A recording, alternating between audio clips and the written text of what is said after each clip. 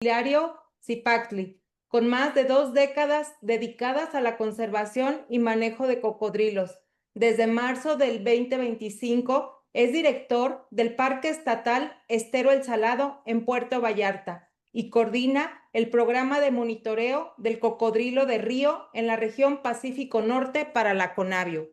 Cuenta con amplia experiencia en gestión ambiental, habiéndose desempeñado como subdirector de Medio Ambiente en el municipio de Puerto Vallarta, inspector de ecología y responsable técnico en diversos proyectos de conservación de fauna silvestre. Es miembro de grupos especialistas en cocodrilos y de la CONABIO, así como de biólogos colegiados de Jalisco. Ha organizado e impartido más de 50 cursos y talleres sobre conservación de cocodrilos en México y en Colombia.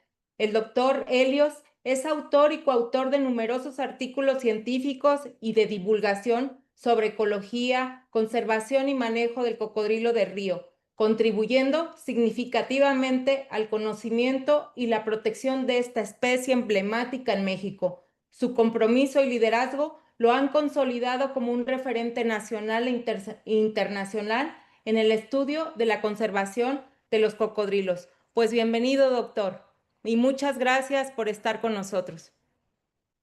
Hola, muchas gracias por invitarme a Covianjal. Y pues bueno, después de las dificultades técnicas, como a veces sucede, que tenemos, parece, para los que nos vean después, porque lo está transmitiéndose en vivo, ¿no? Creo eso es lo que sucede, ¿no?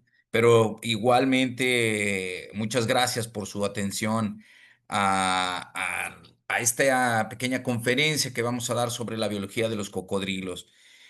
Pues muchas gracias.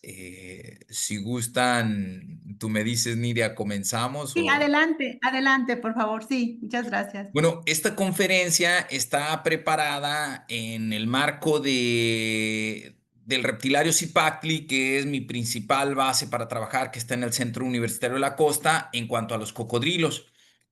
Y es aquí que colaboro con el doctor Pablo Simitrius Hernández Hurtado, que para colmo es mi hermano. Entonces aquí estamos trabajando juntos en la conservación de los cocodrilos. Y este curso, como se los menciono, desde niños hasta adultos, es importantísimo porque solemos obviar que los cocodrilos son reptiles, por ejemplo, y solemos obviar que comen y cómo nacen y demás. Y un niño sí nos pregunta eso, pero a veces los adultos, y más si somos algunos especialistas como biólogos o especialistas en ciencias naturales, empezamos a andar por las nubes con otras cosas y se nos olvida lo básico, entonces siempre hacemos referencia a esto. Bueno, entonces, ustedes me dicen, ¿se va viendo? Ahí ese cambio de diapositiva, ¿vamos bien? Sí, sí, va bien. Ok, aquí ponemos que es un cocodrilo y entre las cosas que ponemos que es un reptil, como lo mencionábamos, obvio es un animal. La gente le suele llamar de sangre fría a los reptiles, aunque la palabra técnica sería poiquilotermos o ectotérmicos. Esto quiere decir que obtienen el calor del sol y también mantienen un rango de temperatura bastante amplio con respecto a otros animales, por ejemplo los mamíferos, ¿no? Respiran por pulmones. O sea, están adaptados a la vida acuática, pero respiran por pulmones. O sea, tienen una vida anfibia. Ponen huevos y su huevo es amniótico.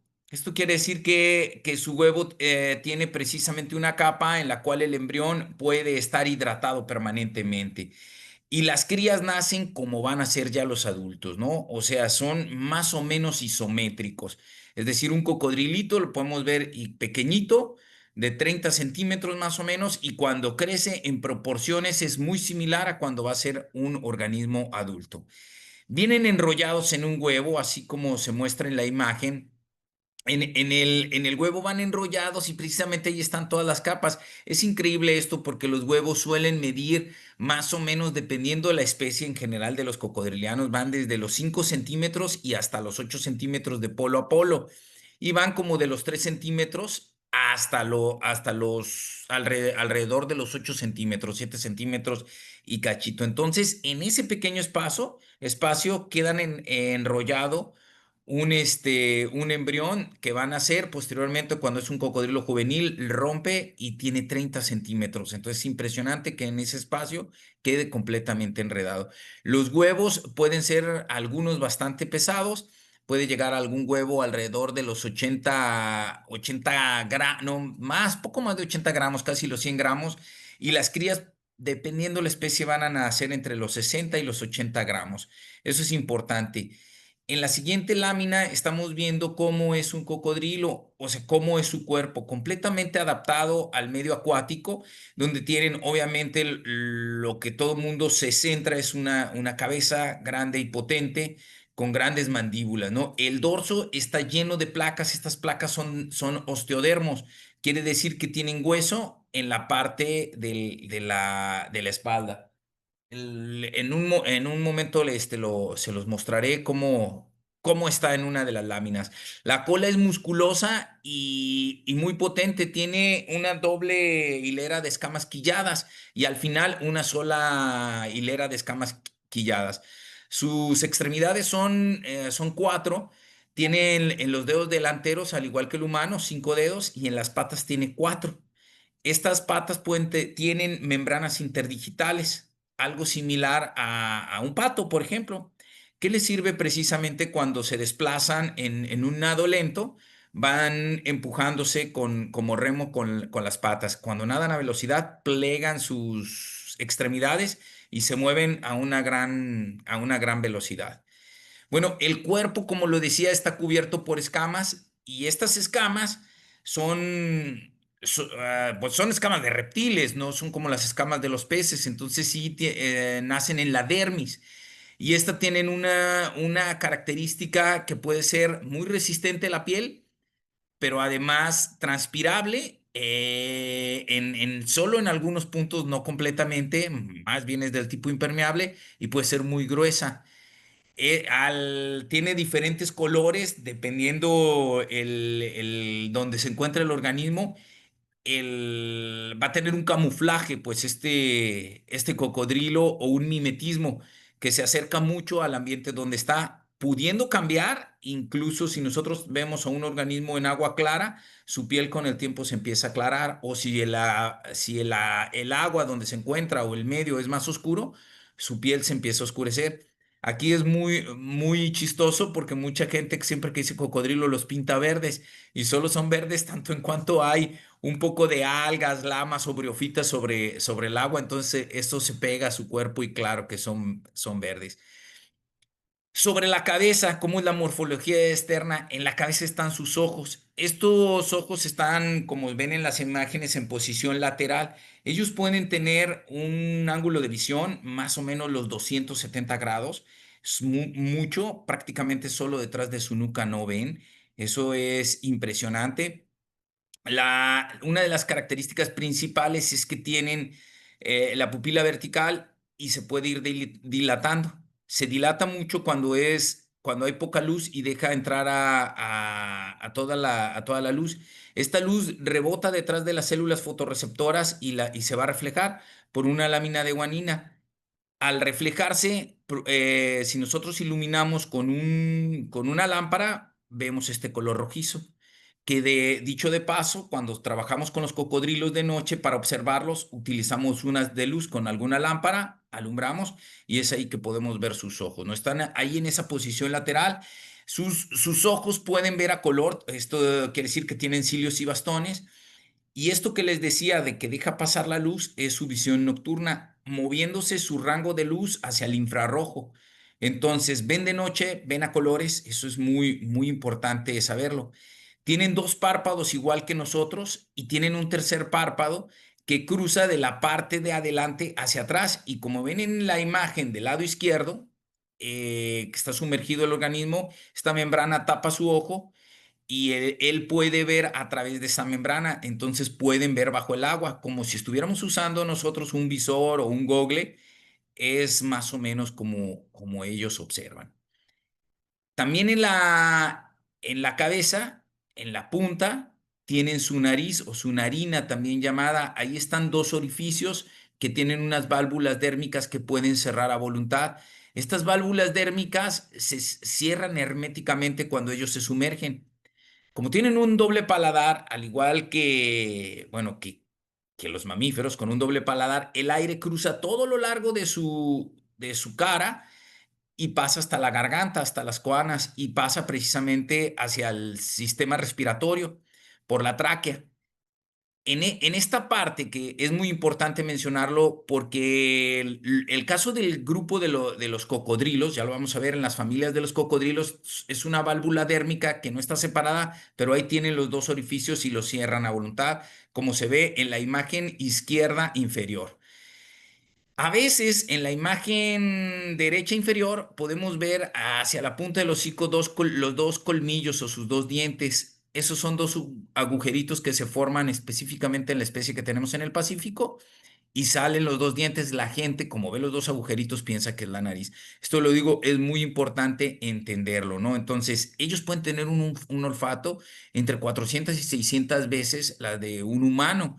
Es decir, como si tuviéramos un perro sabueso, así. Entonces ya nos está observando, puede ver de noche, ve a colores, nos olfatea, claro, desde antes que nosotros sepamos que él está ahí. Esto es muy importante para lo que después vamos a aclarar. Su oído su oído también es sumamente acusado. Ellos en las imágenes lo pueden distinguir si están viendo, si se ve, díganme si se ve mi indicador, mi cursor. Atrás del ojo se Sí se ve ve. una fisura. Esa fisura en ambas imágenes es una fisura que va hacia el conducto del oído, es un oído medio y esta parte dérmica lo cubre o lo protege al oído medio. Entonces, el organismo perfectamente escucha y además distingue. Con cocodrilos o con cocodrilianos en cautiverio podemos hablarles o les llegan a poner nombres. No es que ellos descifren nuestras sílabas como nosotros hacemos en una comunicación verbal, pero sí distinguen los sonidos y pueden entender, saber cuando llega, por ejemplo, el manejador, el alimentador, incluso a veces el veterinario y lo conocen por la voz y el cocodrilo se pone todo alerta. Ya cuando va a entrar el veterinario, ya a veces sabe que ahí viene con las agujas, entonces se pone claro que agresivo, ¿no? Sí llegan a distinguir bastante bien, entonces nos escucha perfectamente. Entonces van los tres sentidos y ojo, ojito, ojito con esto, con lo que vamos a decir en la siguiente.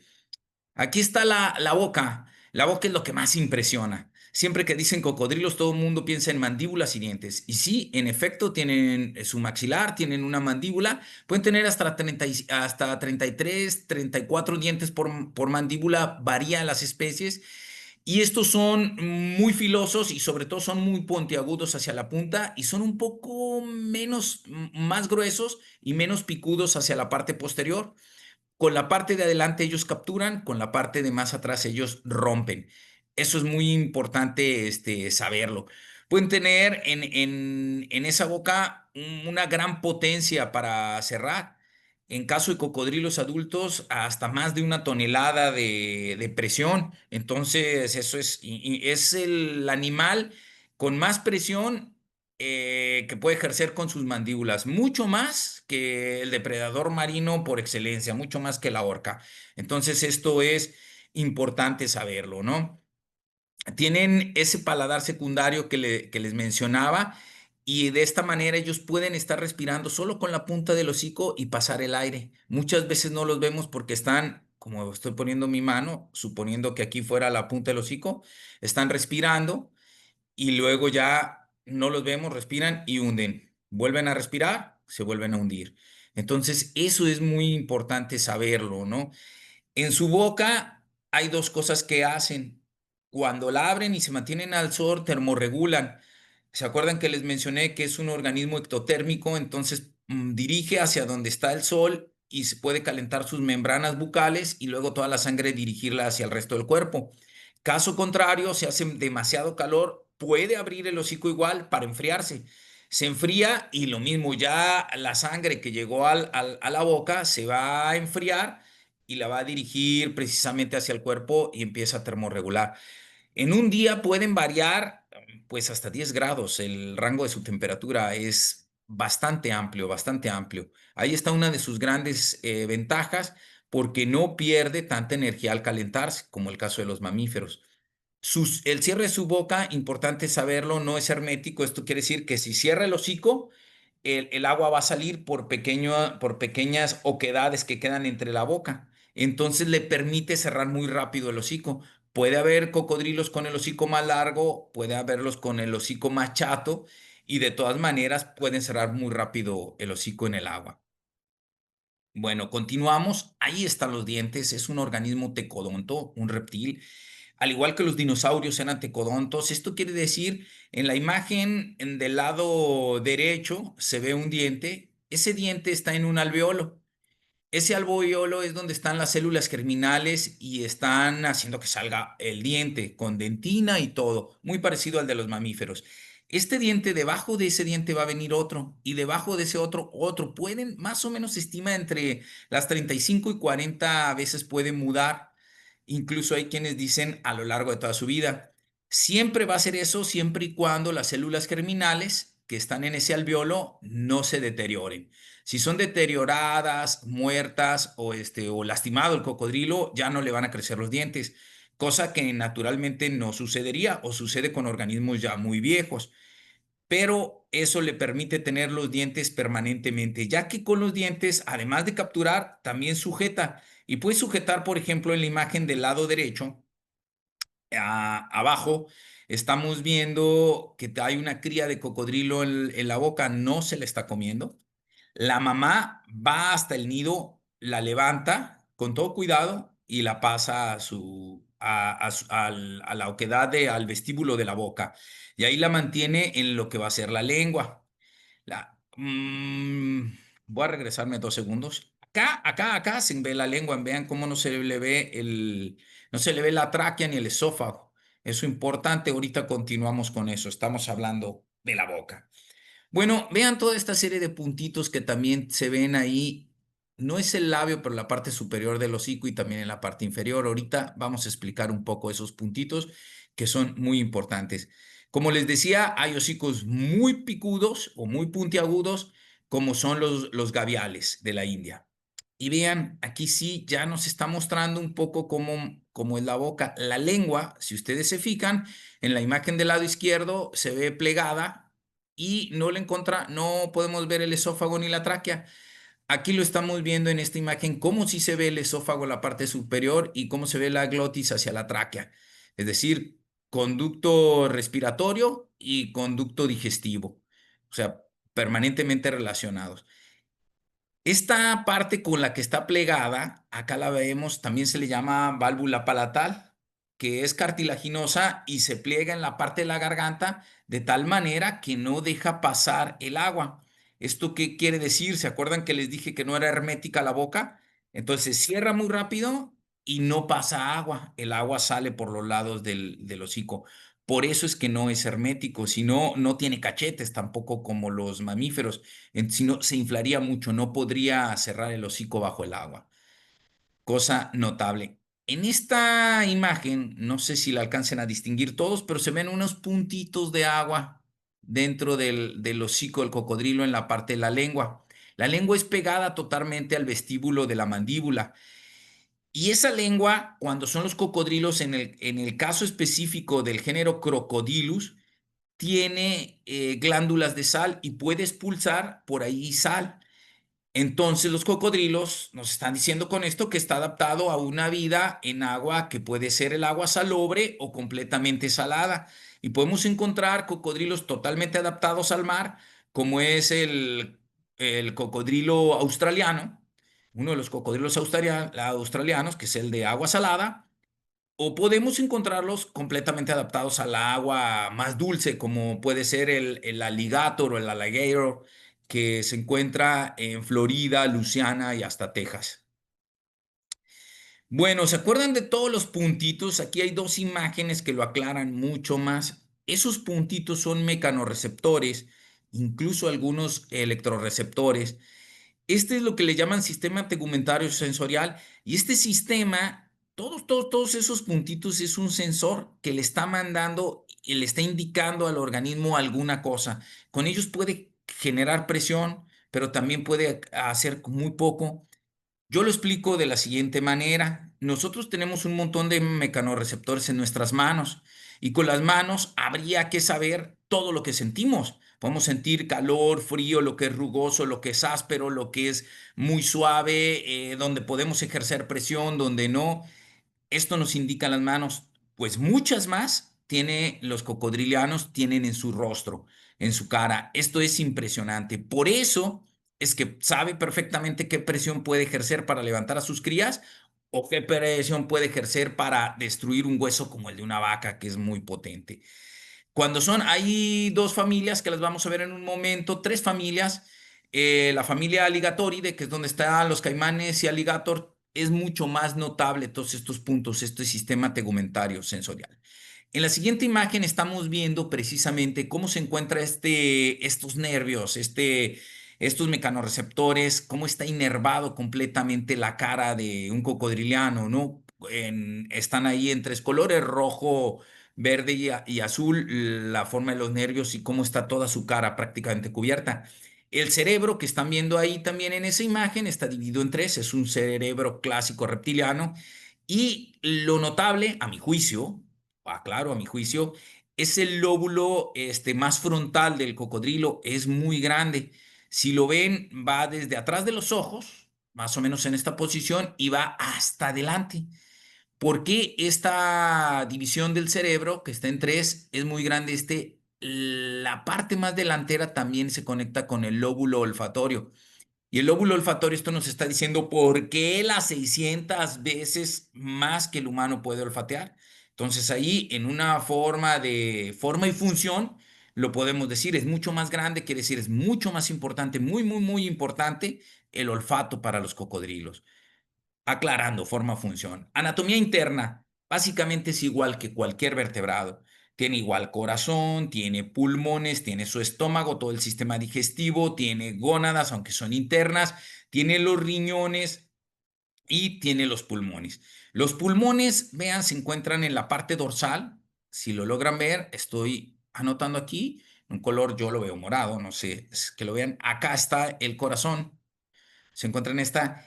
Ellos, a diferencia de todos los reptiles, también tienen un diafragma. El diafragma no se ve hasta mamíferos, pero el cocodrilo tiene un diafragma. Esto quiere decir que hay una separación muscular entre pulmones y corazón y el resto de las vísceras. Y esto es muy importante porque ese diafragma le va a apoyar para presionar sus pulmones o para expandirlos, de tal manera que los puede elongar mucho y jalar bastante aire.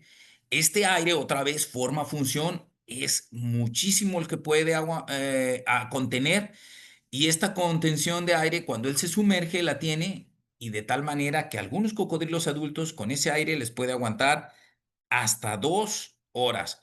Ojo, porque no solamente es la adaptación de los pulmones, ya vamos a explicar otra un poco más adelante. Ya expliqué un poco lo del cerebro. Me salto esta diapositiva. Véanla aquí de nuevo. Se encuentra, pues, las partes, para no irnos en complicación, porque espero yo que nos estén viendo incluso niños, no complicarlo mucho. Sale como todos los cerebros, con nervios raquídeos y demás, y se expanden. Muy importante, en la imagen que se encuentra del lado izquierdo podemos ver la parte del cerebro, lo que mencionábamos, y los dos grandes nervios, uno que va por el maxilar y otro que va por la mandíbula. O sea, todos estos nervios lleva hacia todos los mecanorreceptores, lo que mencionábamos. Si nosotros hacemos un corte longitudinal de forma sagital en un cocodrilo, vamos a ver precisamente toda su anatomía, y lo que mencionaba, tiene exactamente todo lo que tiene un cordado, ¿no? O en este caso, un vertebrado específicamente. Se puede ver cómo pasa la tráquea hacia los pulmones, cómo pasa el esófago directo hacia el estómago. Importante en todos los reptiles, pero en los cocodrilos se puede ver muy, muy, muy claro. La tráquea, que es esa parte anillada por donde pasa el aire, tiene que ser muy flexible, porque cuando ellos tragan, tiene que doblarse la tráquea, porque el esófago se expande y la tráquea se hace delgadita para que el bolo alimenticio pueda pasar y de esta manera ya llegue hasta el estómago. Si fuera muy dura la tráquea, se rompería. Esto pasa en muchos reptiles, pero lo podemos ver particularmente en cocodrilos. hago una disección de un cocodrilo para que vean que lo que estamos platicando no es un choro, aquí lo podemos ver. Lo primero que ven en color muy oscuro es el hígado, el corazón está aquí cubierto en su pericardio, en la parte central donde está el hígado, y encontramos ahí los pulmones, se ven hasta atrás. La tráquea que les mencionaba y el esófago en posición dorsal, el estómago, que es pues es una bolsa bastante grande, es uno de los estómagos más eficaces del reino animal. ¿Por qué es uno de los más eficaces? Puede aguantar una acidez de 1. Esto nos dice prácticamente, es meter en ácido puro cualquier cosa. Digieren todo, lo único que no digieren es el pelo y la pluma. Esta acidez les ayuda mucho. Además, dentro del estómago, no como las aves, pero dentro del estómago tienen piedras, y estas piedras no es como pues si quieren verlo como una molleja, les ayudan a digerir. ¿Se acuerdan que los dientes son todos agudos, aunque unos son un poco menos y más anchos? No son suficientes para masticar, entonces en el estómago se tiene que hacer esta molienda pues del alimento, y como tragan cosas muy grandes, tienen que machacarlas junto con la acidez que estamos diciendo, digieren todo y todo lo asimilan, entonces son sumamente eficaces. Una excreta de cocodrilo, cuando la vemos, casi que ni distinguimos nada de lo que comió. Aquí estamos viendo los riñones. Bueno, sobre todo en esta imagen de esta disección me gusta mucho porque se ve muy claro. Los riñones son la parte más grande, y aquí estamos viendo los testículos son internos y se ven muy clarito. Los espermatoductos van precisamente por la mitad del riñón, muy delgaditos, unos tubos muy delgaditos, y van en alcanza a ver el pene que tiene el cocodrilo, no como las serpientes. Ellos ya tienen un pene completo y completamente la estructura de un pene cambia de especie en especie. Y en el caso de las hembras, en esta disección se ve un poco mejor los oviductos. Los oviductos van un poco más espiralados. Los espermatoductos son más una línea sin espirales. Entonces, cuando son muy pequeños, no se puede distinguir tan claro. Esa es una forma haciendo una disección. Hay otras formas, poder hacer que saquen el pene y entonces ya podemos sexarlos. Si son muy pequeñitos, se utiliza el otoscopio, que se utiliza para ver, o rinoscopio, que utilizan precisamente para vernos la nariz o el oído, y con algo de entrenamiento, puede llegarse a distinguir entre el pene y el clítoris, que es un poquito más pequeño, aunque sí hay que verlos a mucho detenimiento, porque si no tenemos el entrenamiento suficiente, podemos confundirlos con facilidad. Se recomienda el sexado por arriba de 1 metro en caso de cocodrilos. Esta adaptación que les mencionaba aquí en el corazón, que ya lo vieron dónde está, le saca dos imágenes, lado izquierdo, lado derecho, condiciones normales del lado izquierdo, del lado derecho cuando está haciendo una inmersión. En esta inmersión, ustedes pueden ver precisamente en el color azul, nos dice que va hacia los pulmones, es decir, va a la sangre desoxigenada, y en color rojo es la sangre oxigenada. Fuera del corazón, fuera de los dos ventrículos, vamos a encontrar un pequeño foramen. Ese foramen comunica entre ambos ventrículos, se le llama foramen de Paniza, es muy importante. La imagen del lado izquierdo, cuando está derecho, cuando está en inmersión, manda toda su sangre, o la mayoría de su sangre la va a mandar, si se fijan acá, les dice hacia el estómago, intestino, vaso, hígados y demás. Manda la sangre. Y toda la sangre la contiene para mandarla hacia el cerebro. Eso es muy importante. Estoy casi platicando. Es mucho más complejo esto de la doble circulación. Lo manda hacia el cerebro para mantenerlo oxigenado durante la inmersión, al igual que un buzo humano que necesita mucho oxígeno, y no caer en lo que llaman en el buceo un blackout, contenerse con suficiente oxígeno en las células del cerebro. Todavía, por si fuera poco, que además tiene ese foramen y la capacidad de desviar la circulación, puede hacer una cosa más. Una vez la sangre que llega del corazón al cerebro, la mantiene así, corazón-cerebro o corazón parte delantera, no la manda a pulmones.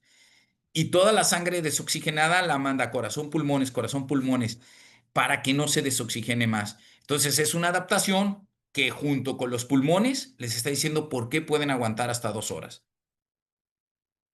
Aquí está más o menos explicado cómo funciona el corazón de unos mamíferos y aves, el de las tortugas y el del cocodrilo, cómo tiene esos cuatro cavidades, al igual que los mamíferos, pero él sí tiene la capacidad de desviar la sangre. Los mamíferos y las aves no.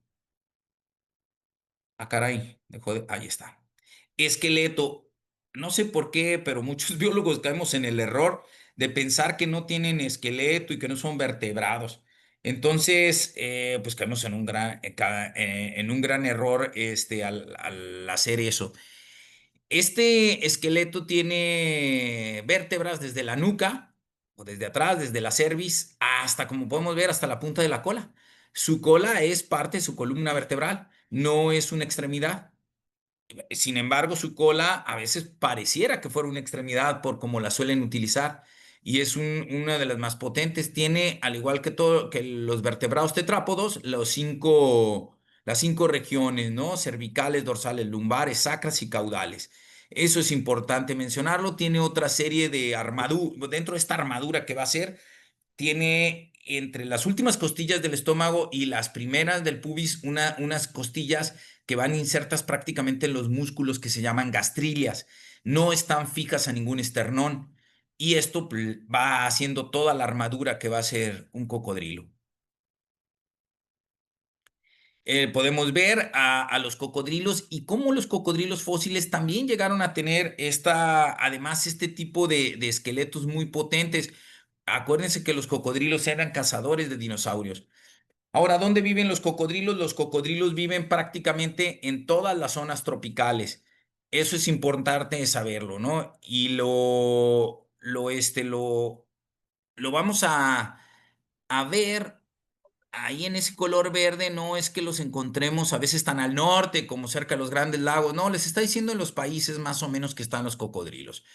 Muy hacia los polos o hacia las zonas más templadas ya no los encontramos. Ahí cerca de los paralelos 37 se andan llegando, no alcanzan. Los más norteños se encuentran, en el caso de los alligatores, más o menos hasta Carolina del Norte, difícilmente, pero sí llegan. En el lado de China también se encuentran muy al norte. Nosotros en México los podemos tener por ahí más o menos hasta la frontera entre Sinaloa y Sonora, para que los ubiquen en el lado de Tamaulipas y todos. Y están a la misma latitud que Florida.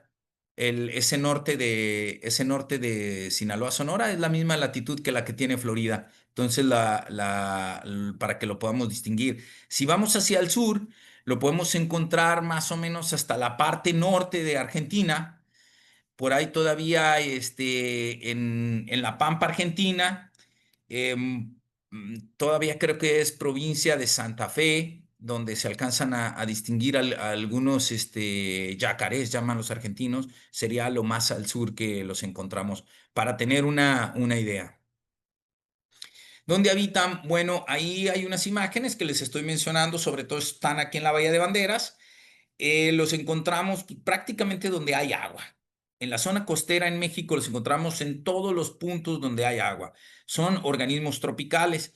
Entonces, todas nuestras costas, desde Sinaloa y hasta Chiapas, es una costa tropical. Los vamos a encontrar con mucha referencia en todos los cuerpos de agua y humedales que se encuentran ahí. No les importa que ese humedal sea un campo de golf, no les importa que sea una marina, no les importa que sea una alberca. Sí, ahí los encontramos. Ellos dicen, aquí vengo y aquí vengo. Entonces, ahí los vemos. Estamos viendo ahí las imágenes. Hay cocodrilos precisamente que a veces sus ecosistemas están un poco contaminados. La imagen que ven a la izquierda arriba es Goliat. Precisamente se encontraba en un sitio pues bastante contaminado y por eso se tuvo que retirar de ahí y podría desaparecer el cocodrilo. Y es que lo tenemos ahora en el Reptilario Zipacli. Pueden estar ahí en los campos de golf, como les dije, y en las albercas. Esta imagen, bueno, ese video voy a dejar que lo vean un poquito. Vean cómo se encuentran.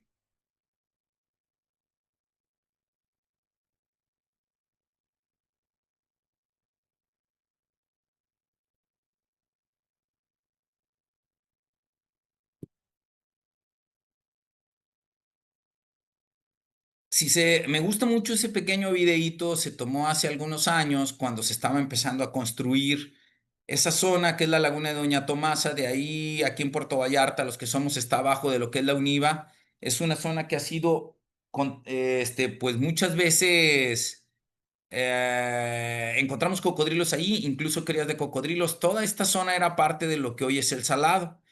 Y ahí precisamente se siguen encontrando los cocodrilos. Nosotros dijéramos que ya no están, ya está todavía más colonizado que lo que ven ahí, pero ahí siguen estando los cocodrilos, parte de la problemática que tenemos.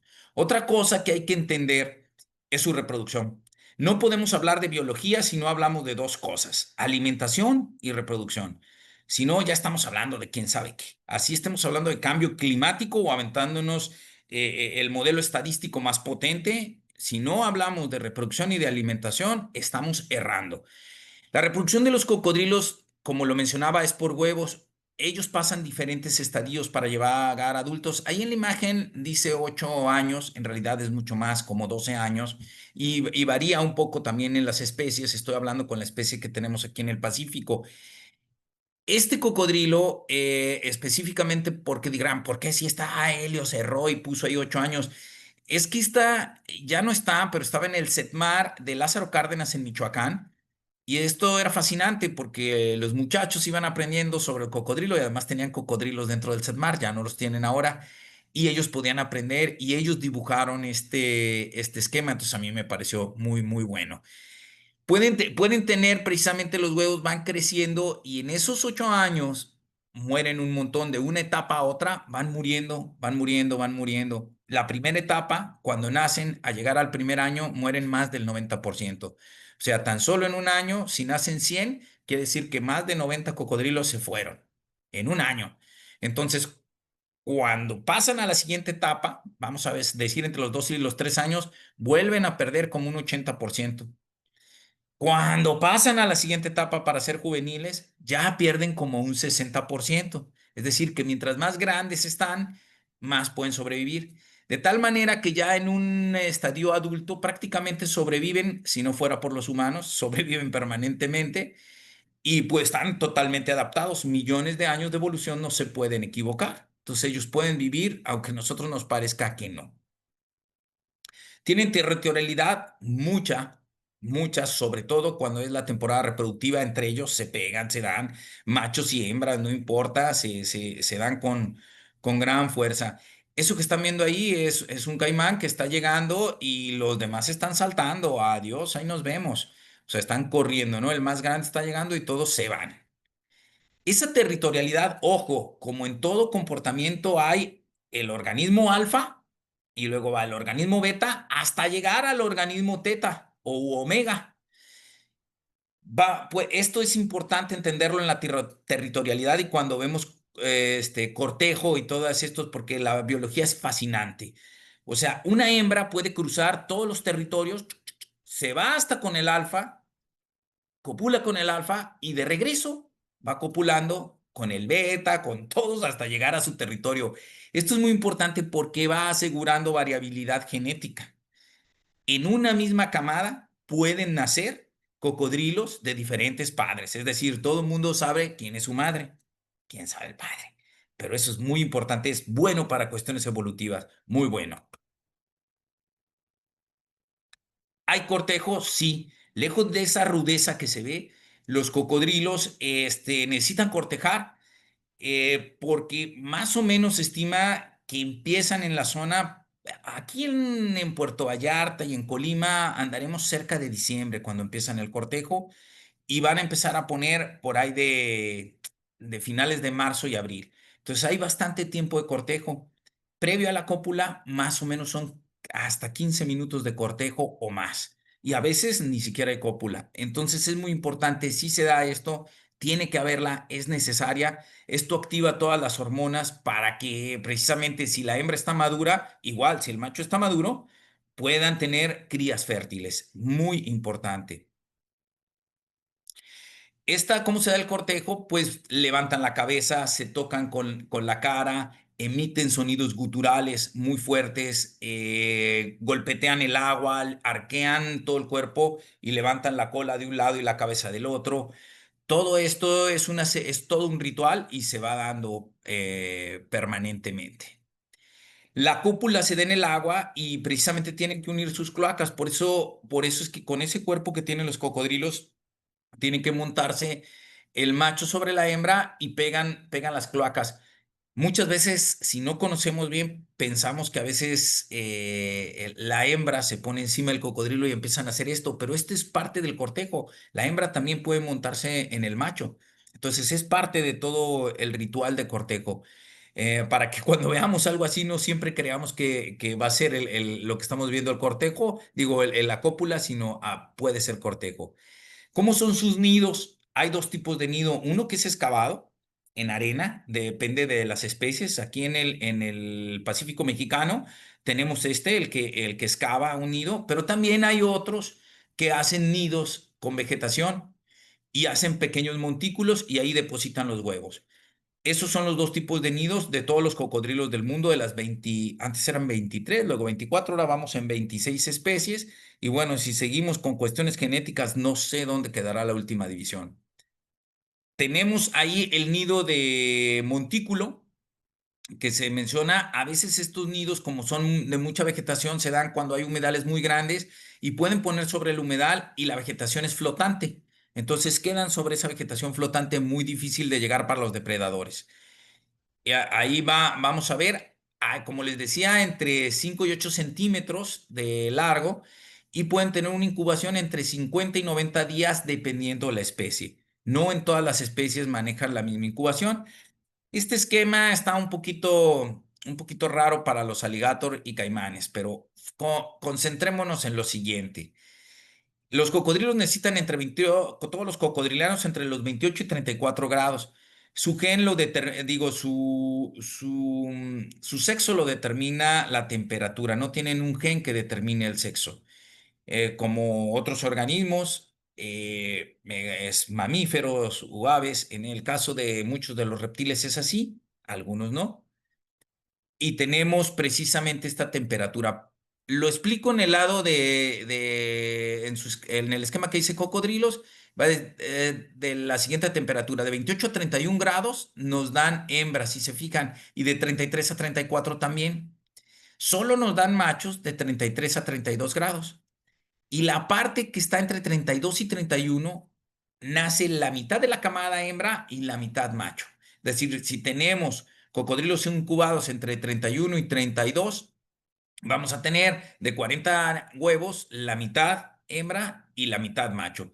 Esto es muy, muy interesante, muy importante. Para alligator se invierte un poco la temperatura. No me quiero meter porque el esquemita con alligator y caimanes está mal, pero entender en lo general eso. Se incuba donde hay sol. Donde hay sol, en el caso de los que están en la arena, pega permanentemente el sol y el sol es lo que los va a calentar. La hembra puede llegar, enfriarlos con la misma agua que traen en el cuerpo o incluso puede orinar con ellos para refrescarlos. Requieren la temperatura, pero también requieren la humedad. Eso es muy importante entenderlo, si no, se deseca el huevo.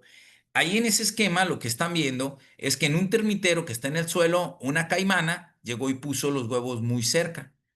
Ahí está poniendo más o menos, si se fijan, en el rango de temperatura que anda alrededor de los 32 grados, más o menos 32, 32.5 nos está diciendo ahí.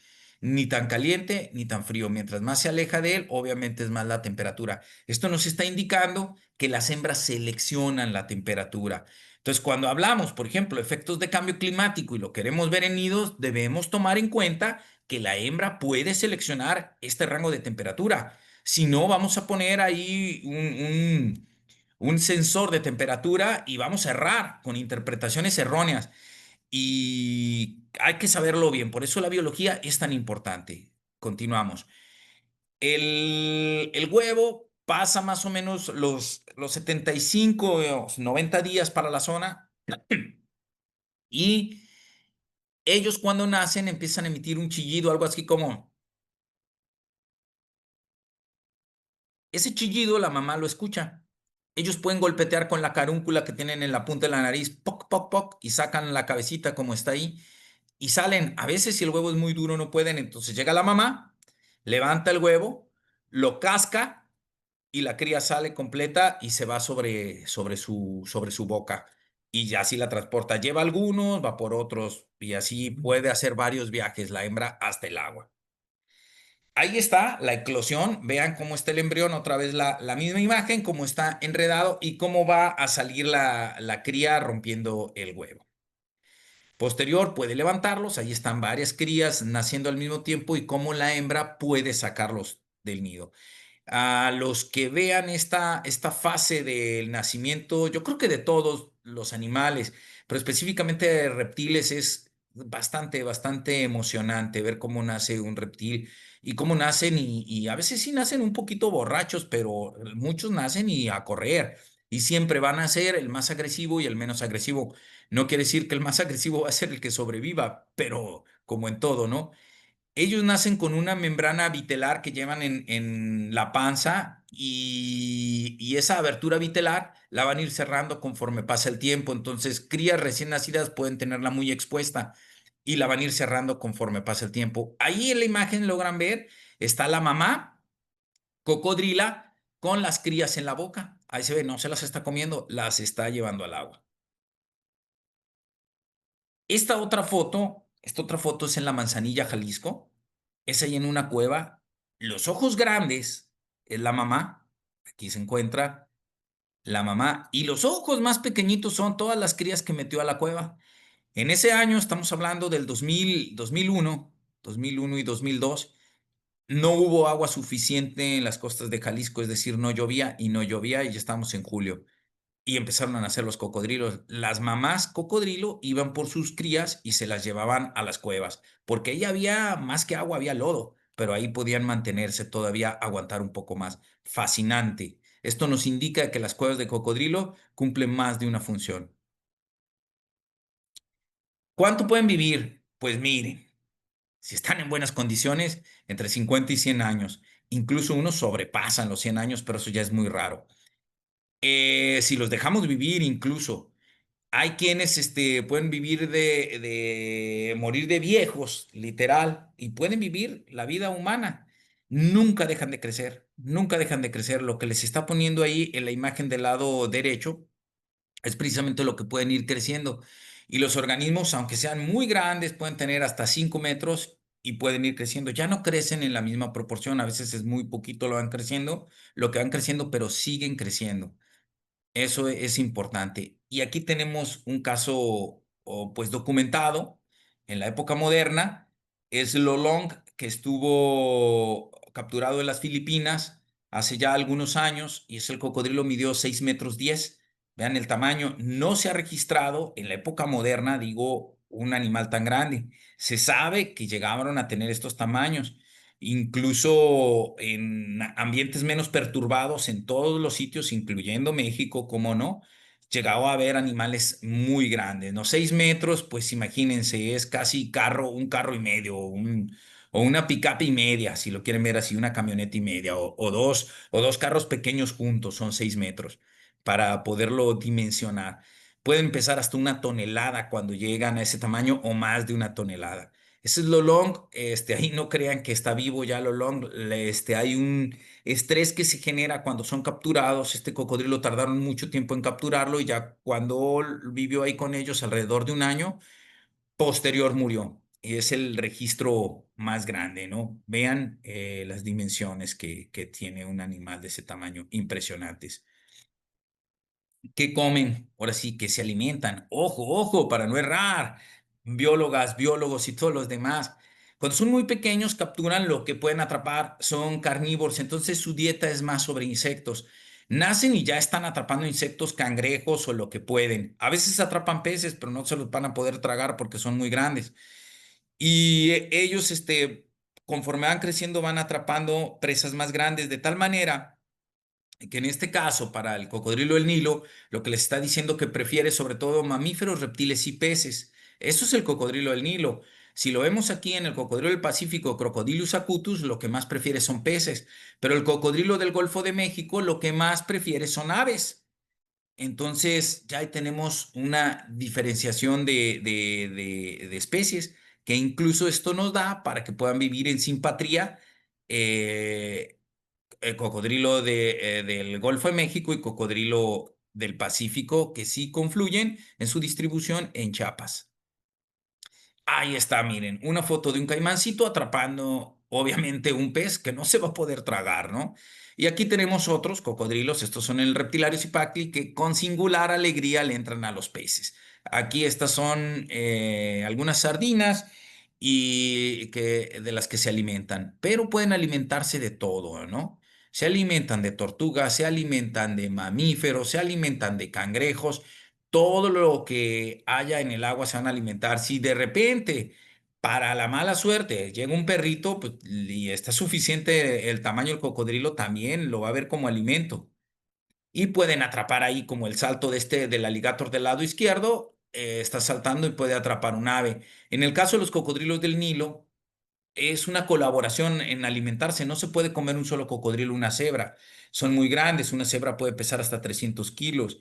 Entonces ya le va a ser muy difícil. Entonces lo que hacen, sujeta un cocodrilo de un lado, rompe, llega otro cocodrilo, rompe y llega otro cocodrilo y rompe. Entonces pueden empezar a trozar a la presa y convertirla en trozos que puedan engullir con más facilidad. Pero no crean que son tan feroces. Vean la mamá cómo deja que sus crías se acerquen y coman con alegría. Todos comen comida familiar, digamos que es ahí, ¿no? Esta foto es muy ejemplificativa de qué es lo que puede llegar a pasar. Vean ese video, espero si se esté viendo.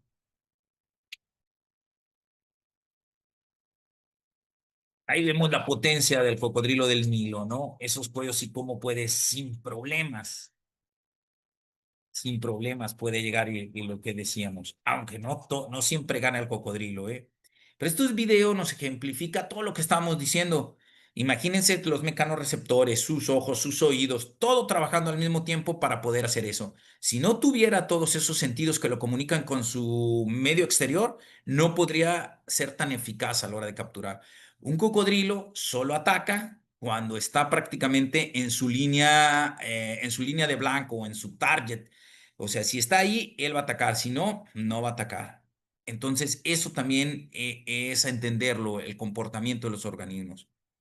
Pero no crean que son tan malos. Esta foto es en Costa Rica y vean, ese becerro nunca se enteró o los cocodrilos nunca se enteraron que estaba ahí el becerro. En la foto está ahí, no hacen el más mínimo intento por atacarlo, ¿no? Entonces no son tan voraces, no comen indiscriminadamente como lo dicen las personas. Un buen alimento, un cocodrilo grande puede durarle hasta un mes. Nosotros, nos consta, con Goliat tardó 42 días sin alimentarse una vez que lo capturamos. Entonces, son tan eficaces para alimentarse que no necesitan comer todos los días. Eso nos dice porque a veces si están satisfechos, bueno, te dejamos pasar, becerro. Pero ahora sí, ¿quién depreda a los cocodrilos? A los cocodrilos lo depredan. Esta es una depredación precisamente por algunos mamíferos pequeños, como pueden ser los mapaches o los tlacuaches, o incluso los tejones. Llegan, se alimentan del cocodrilo, de los huevos, los atrapan, los dejan abiertos, y todavía que los dejan abiertos, si llegó alguno a sobrevivir, llegan después las hormigas, y todos se dan un banquete, desde las hormigas hasta los mapaches. También serpientes muy grandes como las constrictoras. Esta es una anaconda que está comiéndose pues un caimancito que andaba por ahí. Se los engullen, ¿no? Sin problema. Pero después viene la venganza, ¿no? Cuando ya crecen los animales, ahora yo me como una serpiente. ¿Puede haber canibalismo? Sí puede haber canibalismo entre ellos. Si los animales tienen algo y sobre todo se da cuando hay mucha territorialidad, pueden matar a un animal y ya que está muerto, se lo comen. ¿Pueden llegar a comer carroña? Sí pueden llegar a comer carroña, esto es importante. Acuérdense que les dije que su acidez está hasta uno, entonces comen lo que sea. Ahí está el canibalismo, como les decía, un cocodrilo más pequeño, pues le sirvió de almuerzo al otro. ¿Y quién mata a los cocodrilos? Esto es en la costa de Jalisco.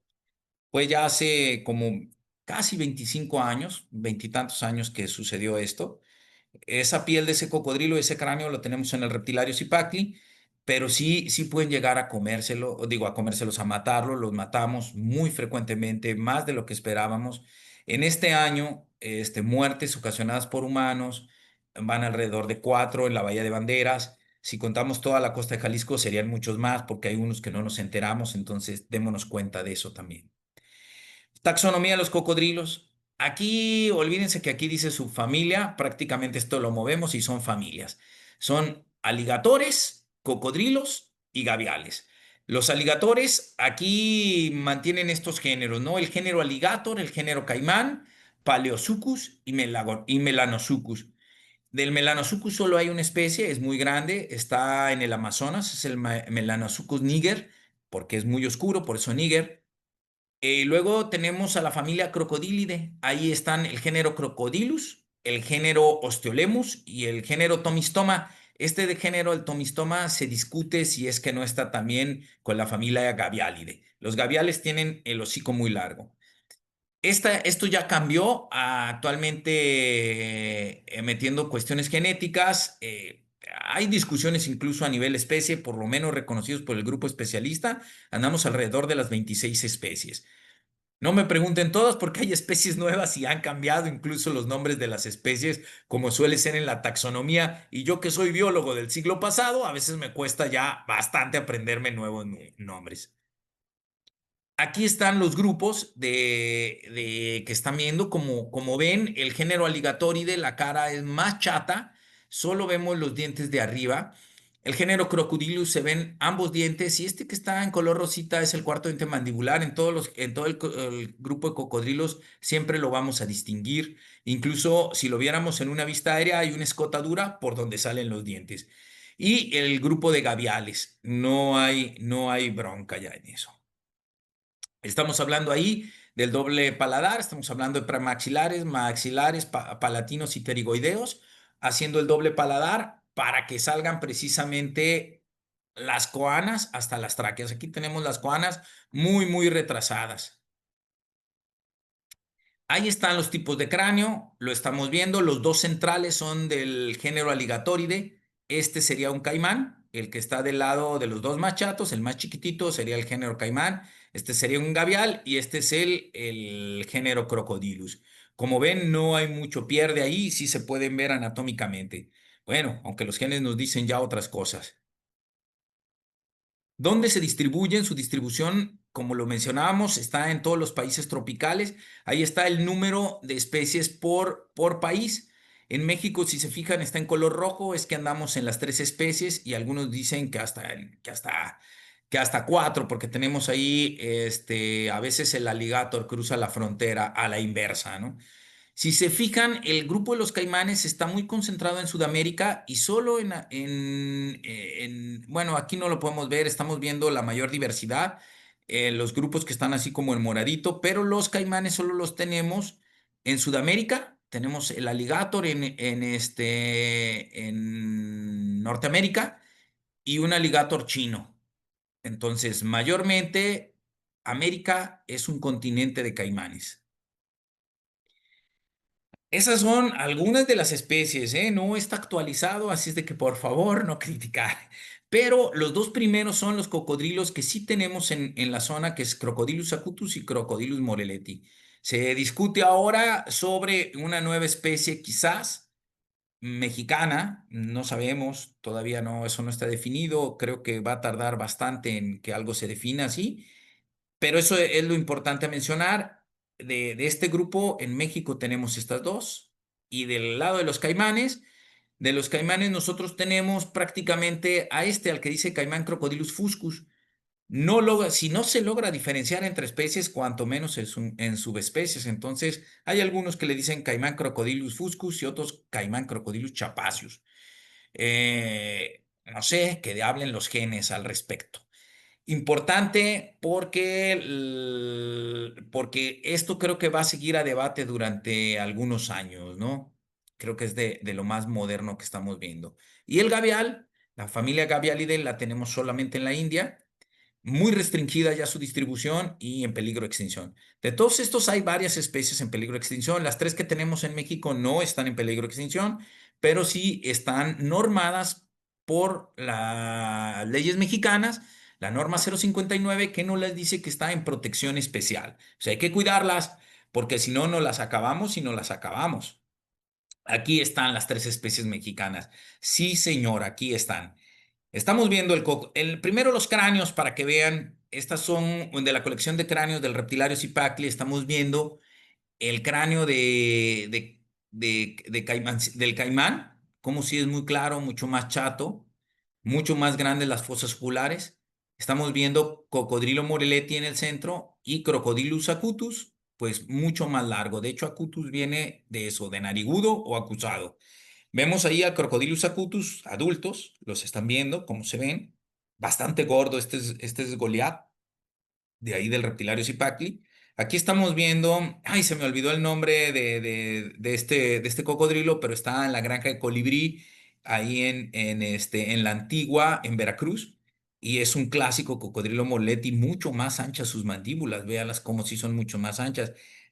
Aquí este cocodrilo, el Acutus, anda más o menos en los 3,80, 3,90, y este cocodrilo Moletti anda como en los 3,5 metros. Y vemos a los caimanes, también dos caimancitos que tenemos ahí en el reptilario Zipacli, como su carita es más redonda.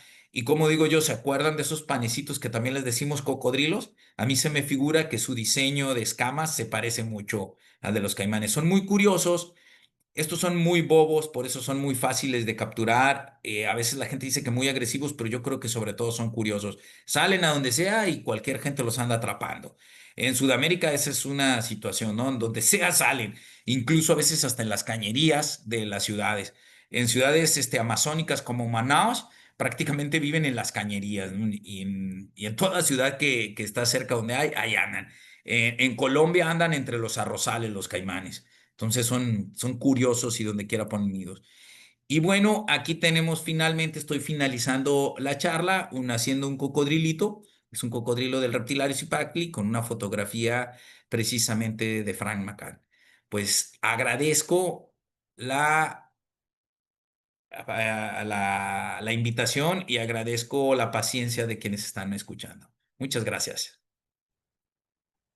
No, muchísimas gracias, gracias, doctor Helio, sí, por tan apasionada presentación. Y también, pues, se ama lo que se conoce, ¿no? Y, pues, no, muy, muy, muy bonita presentación.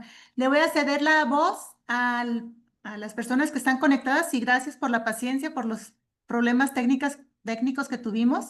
Pero si alguien quiere hacer uso de la voz, con gusto puede levantar la mano o directamente abrir el micrófono. Mientras José Pablo Méndez, pregunta, ¿quieres hacer la pregunta abierta, José?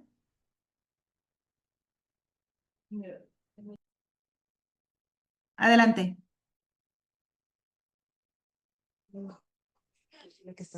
Buenas noches. Bueno, es que en el formulario de asistencia viene una convocatoria. Mi duda es de que si nada más es para Jalisco, también para otra parte de la ¿Para República. afiliarte al colegio? Sí, Sí, es de Jalisco, pero nos puedes mandar un correo y vemos el caso para ver las maneras en las que podamos integrarnos a trabajar. muchas gracias. Al contrario. Bueno, aprovecho. Karina dice, excelente charla. Si podría recordar, por favor, cuál es la temperatura que indicará si es hembra. La temperatura en Vallarta es bien caliente. No, no, la temperatura para hembras es que es mayor, anda entre los 30, entre los 28. O sea, la incubación se da entre los 28 y 34.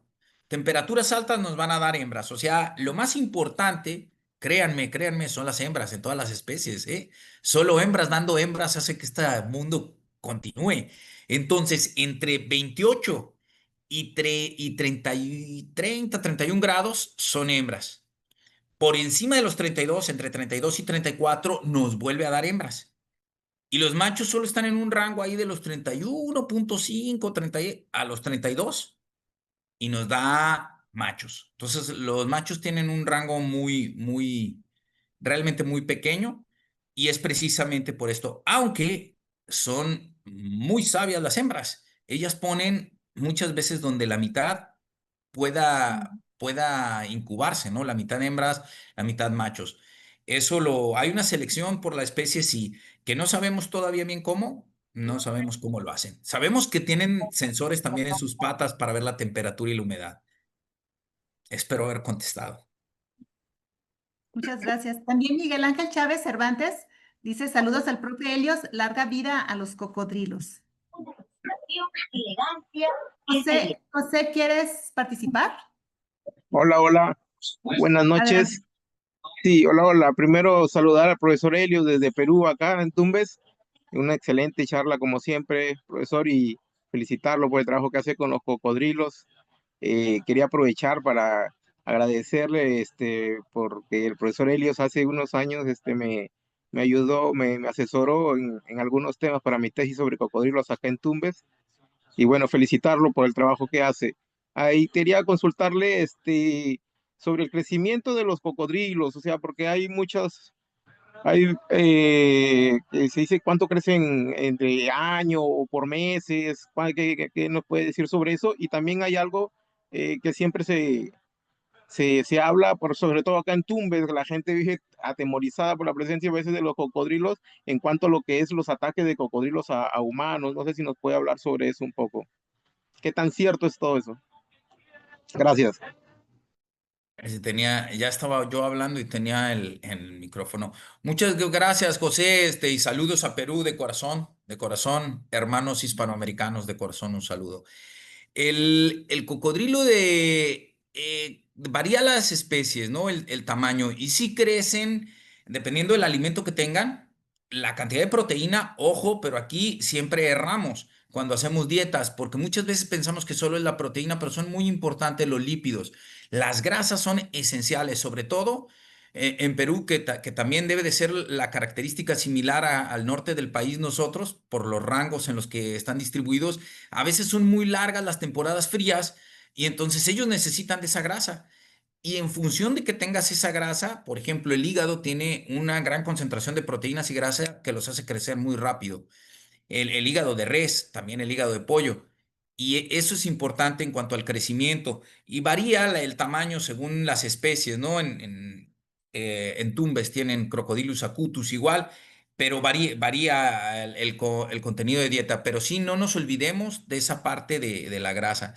Y en cuanto a los ataques, sí se dan, pero sobre todo lo que yo menciono, eso es lo que estamos teniendo. No es que las poblaciones hayan crecido tantísimo, tarda mucho una población en crecer, es muy lento su crecimiento. Más bien nosotros hemos entrado mucho a sus áreas.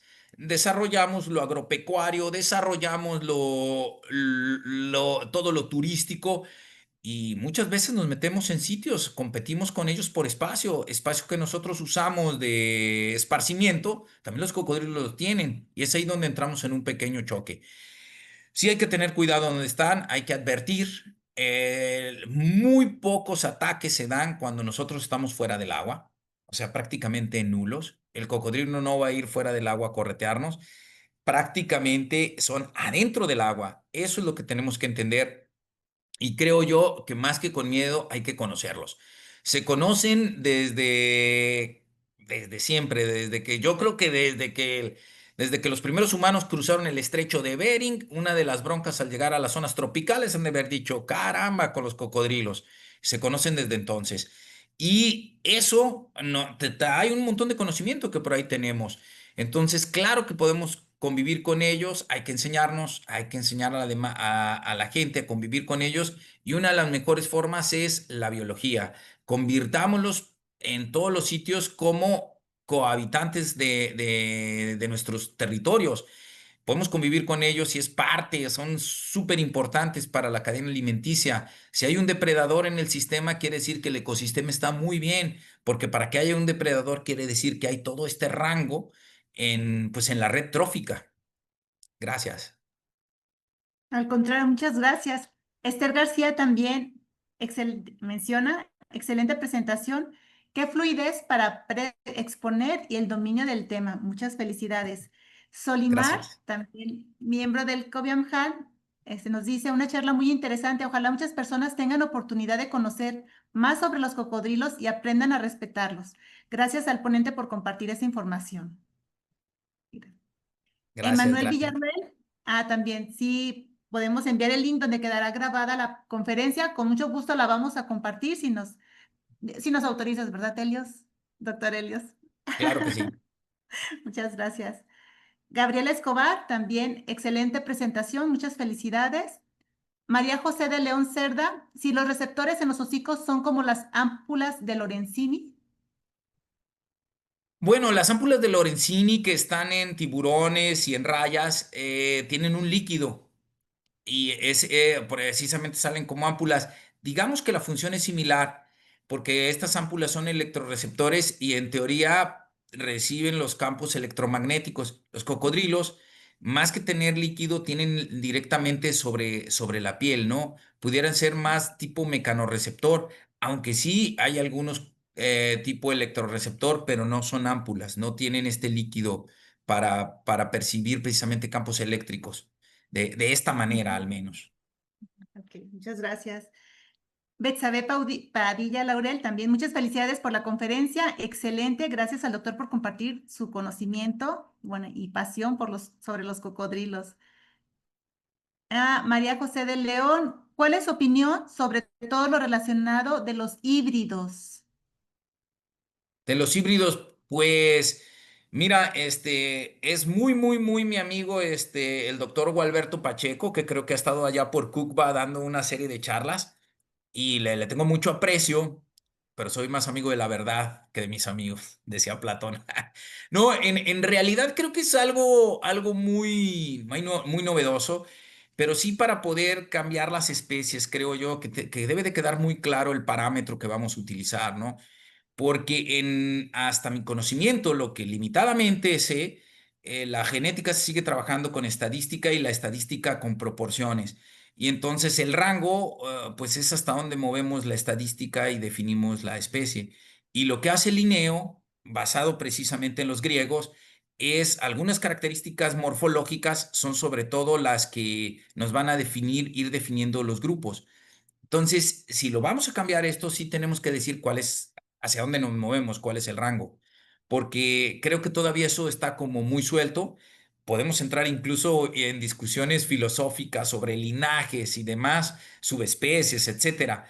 Pero esta discusión es obvio que las especies han estado entrecruzando permanentemente en este planeta que son millones de años.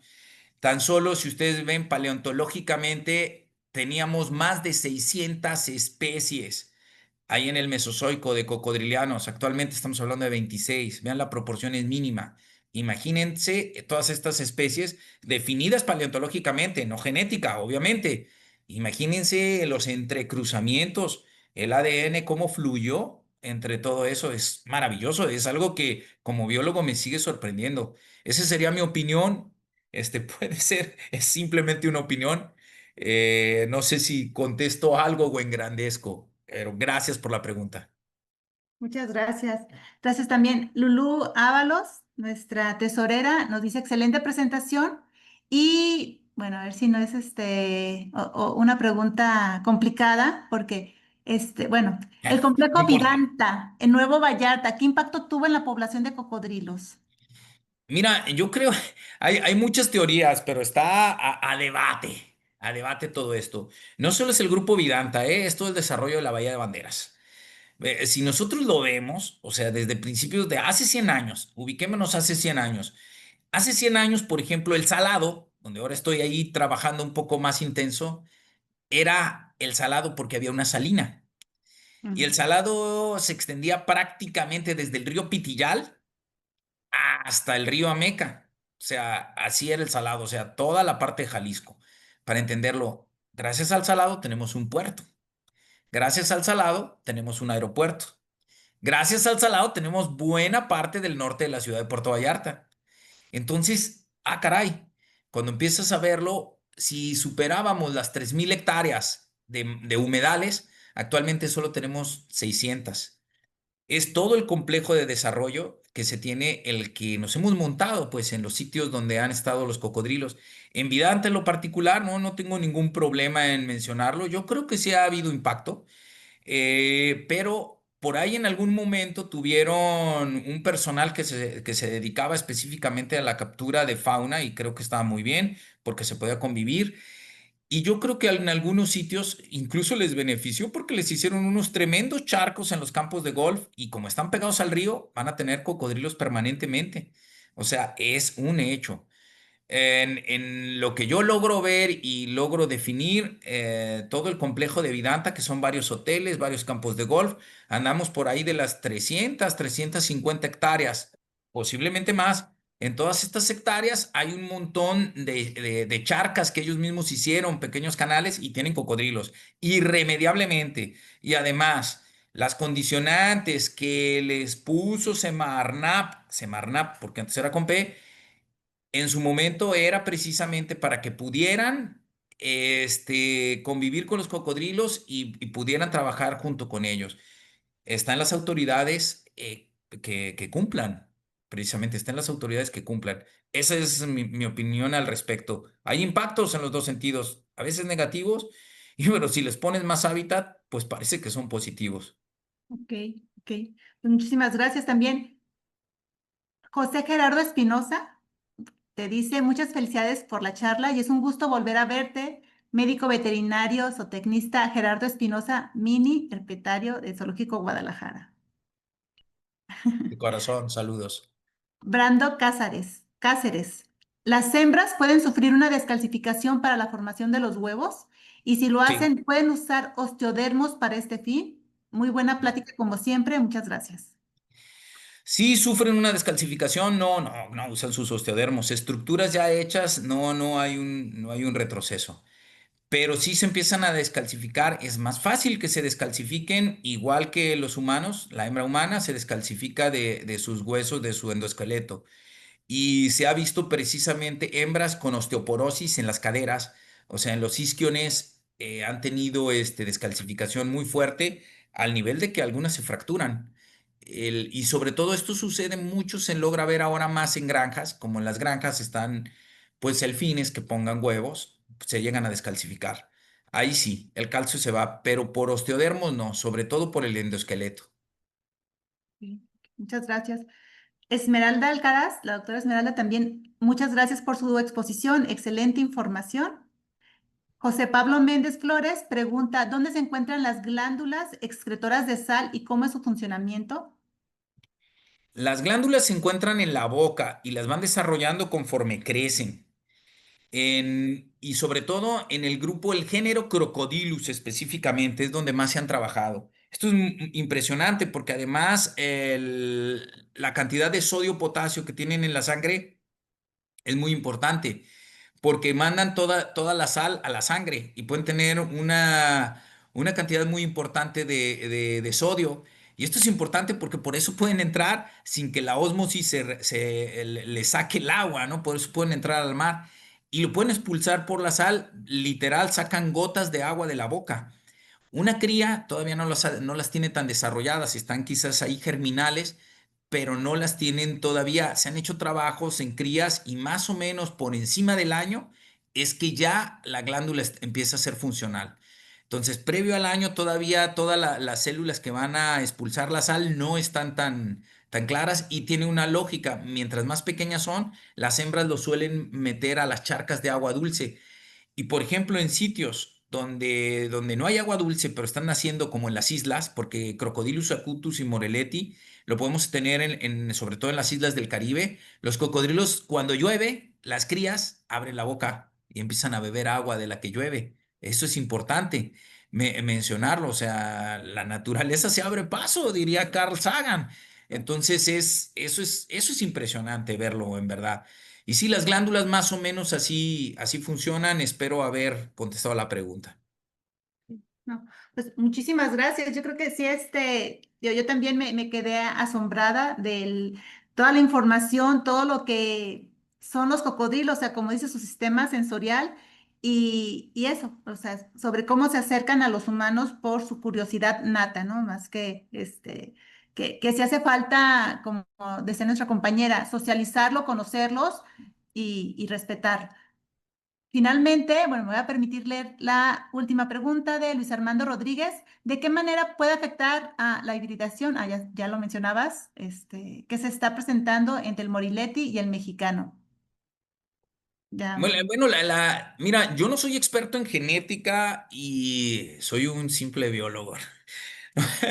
Soy más bien del biólogo que filosofa más. Y bueno, la genética me da para filosofar, desde luego. Lo contesto precisamente desde la parte sistemática, quizás tradicional, lineana, más que desde una vista. Yo lo veo así, dos formas de clasificar. La tipo lineana que se agrupan por semejanzas. Entonces, el parámetro ahí es la semejanza. Y por el otro lado está la tipo darwiniana, menciono yo, donde el parámetro es que no importa que no se parezcan, pero su antecesor es el mismo o común. Entonces son dos maneras y están muy claras. Con esto de los linajes, creo se acerca más a la darwiniana, pero sin definir todavía bien el parámetro, porque seguimos hablando por cuestiones de proporciones en la genética. Y entonces, ¿qué tanto movemos hacia dónde nos dice qué especie es? Porque al fin y al cabo es qué proporcionalidad de esos genes se están entremezclando y dónde voy a decir yo, aquí, a partir de aquí, es tal especie. Como en cambio climático, sucede algo similar. ¿A partir de cuánto yo digo que es más certero? Hay algunos que la incertidumbre está arriba de 40% y el dato lo dan por bueno en cambio climático. Lo mismo pasa con los genes. De repente me parece que caemos otra vez en un rollo que no queda muy claro, pero esa es mi opinión, desde luego, ¿eh? Que hablen los que saben más de genética. Ah, muchísimas gracias, ¿no? Y muy interesante tu opinión, porque sí compartimos una historia y a veces nos gusta decir hasta dónde, ¿no? Poner los límites y poner los nombres, pero pues la verdad es que la biología y la naturaleza pues ya toma su curso, pues toma Sí, su claro. curso. Emiliano Castañeda Farias, excelente presentación, doctor Helios. Mi pregunta sería si aceptan alumnos para prácticas profesionales en El Salado. Muchas gracias. Sí, claro que sí. Sí se tienen que comunicar con nosotros. Por ahí está el salado estero arroba gmail. Comuníquense. Sí se aceptan. Vamos a ver, dependiendo de la escuela en la que vengan, también manejan diferentes sus calendarios.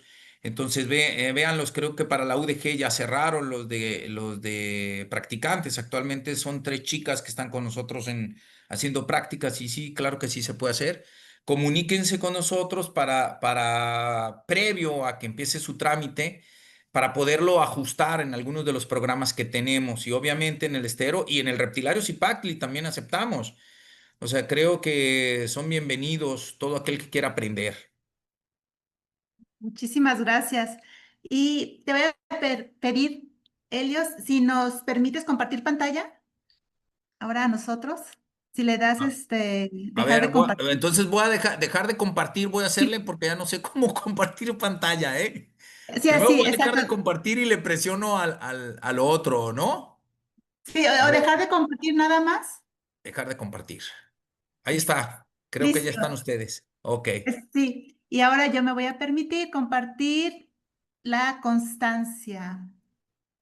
Voy a ponerla en pantalla completa. ¿Se está viendo, Lulu? Sí, sí se ve.